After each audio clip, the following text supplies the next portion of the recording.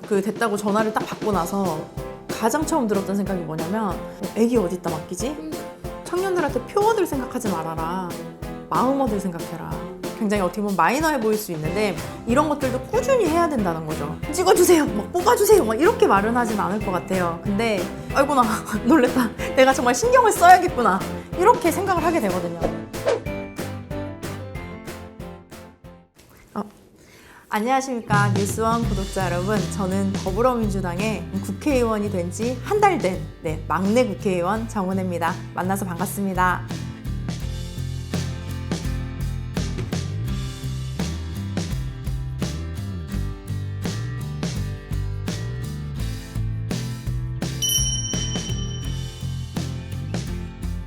이렇게 청년을 배려한 적이 없었다고 생각을 해요. 청년 정책 해야 되는 거 아니야? 여성 정책 해야 되는 거 아니야? 우선적으로 생각하는 게 여성과 청년이 공정하게 어떻게 기회를 얻을 수 있을까? 말만 그러는 게 아니라 실제로 그것을 제도화하고 현실화하는 것까지 관심이 있구나 하는 생각이 들어서 아직 희망이 있다 이런 생각을 해봤습니다. 물론 당원 당규에 있지만 그 구체적인 내용들을 만들어야 되는데 이제 여성과 청년이 어떻게 들어갈 수 있는지, 사실은 모두가 똑같은 상황이면은 여성과 청년은 굉장히 경선에서 이기기가 너무 힘든 상황이에요. 가산점 이외에도 그런 비용적인 문제들은 어떻게 해결을 할 건지, 그분들이 실제로 당선까지 어떻게 우리 당에서 도와주고 함께 할 수 있는지에 대한 그런 구체적인 로드맵을 좀 만들어 봐야 되지 않을까. 요즘은 또 공정이라는 이슈가 굉장히 또 청년들 사이에서 관심이 많은데, 공정이 정말 해석이 너무 달라요. 목발을 지으신 분이 있고 아니면 아기가 있고, 그럼 그 사람들이 다 똑같은 선에서 출발을 해야 되는 거냐는 거죠. 약간 출발선이 조금 다를 수도 있죠. 아이는 좀 먼저 출발할 수 있고, 그런 그 신념에서 또 룰을 만드는 게 좋지 않을까 생각해 봅니다. 지금 제 아이가 지금 15개월이고 마침 딱 제가 아이 돌날 생계 전화를 받았고, 그리고 지금은 이제 남편이 이제 육아휴직을 받아서 아이를 집에서 키우고 있습니다.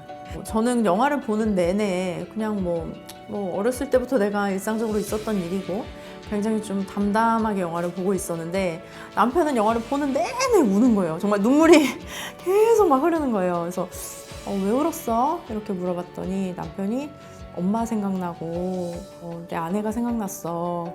그렇게 살고 있는지 몰랐다고. 그 관점이 달랐던 거죠. 여성을 위한 영화가 아니라 가족을 위한 영화가 아닌가, 서로를 이해할 수 있는 그런 영화라고 생각했습니다.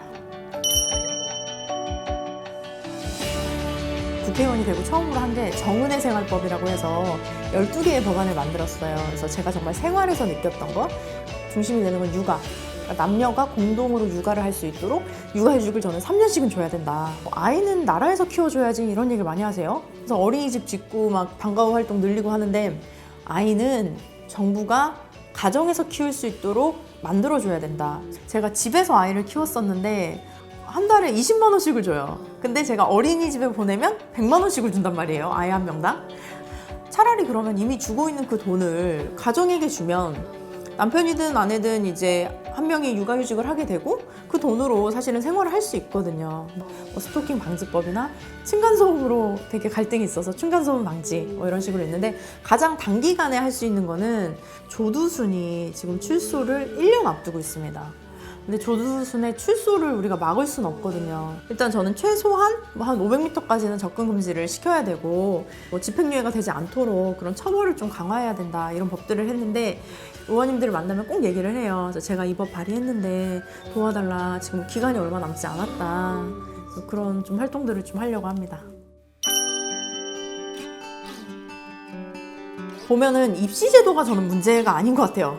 우리나라의 학벌주의가 문제가 아닌가. 제가 지방대를 나왔고 또 미국에서 또 하버드 대학을 나왔어요. 근데 저는 똑같은 사람인데 사람들이 보는 눈이 달라요. 한국에서 나는 지방대 나온 여자고, 정당에서 캠페인 선거 활동하고 연구원에서 인턴하고, 또 집에서는 미혼모들 병원 데려다주고 도와주고, 지역의 할머니들 밥 지어주고, 돈도 안 되는 쓸모없는 일을 한 청년이었는데, 나의 똑같은 경험을 가지고 하버드에서는 어떤 대가를 바라지 않고 너의 가치를 추구하며 살았구나. 그렇게 판단을 했고 그 결과 제가 합격을 하게 된 거죠. 어떻게 고등학교까지의 공부만을 가지고 대학을 가고 그 대학을 가지고 평생 그 사람을 평가를 받는 거죠. 실례로 제가 얼마 전에 인터넷에 보니까 뭐 정은의 맞춤법 틀렸다 막 이러면서 이제 지방대 나와서 그렇다 이러는데 서울대 나온 사람이 맞춤법 틀렸다 그러면 실수라 그런단 말이에요. 근데 지방대 나온 사람이 맞춤법 틀렸다 그러면 멍청해서 그렇다는 거예요. 저는 아버지한테 가르침을 받기에도 직업이 귀하고 천하고는 없다는 거예요. 한 사람 한 사람이 꽃이라고 생각하면 아니 뭐 그럼 빨간 꽃은 좋고 노란 꽃은 나쁜 건가? 그쵸? 큰 꽃은 좋은 거고 작은 꽃은 나쁜 건가? 근데 인간이라는 그 사람이라는 존재만으로도 가치가 있다고 생각을 하거든요. 가난한 사람은 가난한 사람답지 않게 살아도 돼요. 지방대 나온 사람도 지방대 나온 사람답지 않게 살아도 돼요. 그러니까 자기가 할 수 있는 일이 굉장히 많고 도전할 수 있는 것들이 많은데 약간 한계를 긋는 게 나는 청년들 스스로의 한계라기보다는 사회가 그렇게 한계를 정해놓은 것 같아요. 너가 갈 수 있겠냐? 너가 할 수 있겠어? 이런 식의 인식이 있으니까 자기가 자기 자신을 믿을 수 없게 되는 거죠. 정치를 하는 사람들이 처음부터 뭐 권력을 하면서 다른 사람을 짓밟을 거야 이렇게 생각하고 시작하는 사람은 아무도 없어요. 그래서 어려운 사람 도와줘야지, 세상에 불의한 걸 내 정의를 잡아야지 시작을 하는데 이 자리에 있다 보면 판단력이 흐려질 때가 굉장히 많아요. 그래서 저는 계속 초심을 지켜야 된다. 하루에도 수십 번씩 제가 주문을 외워요. 교만하면 죽는다. 교만하면 죽는다. 내가 그러면 난 아무것도 아닌 사람이다. 내 자리가 나를 보장해주는 것이 아니라 내가 스스로의 역할을 찾아야 된다. 집착이 없을 때 주어져야 정말로 그 자리에서의 역할을 감당할 수 있다. 그래서 계속 내려놓는 연습을 정말 매일매일 주문처럼 네네 하고 있습니다.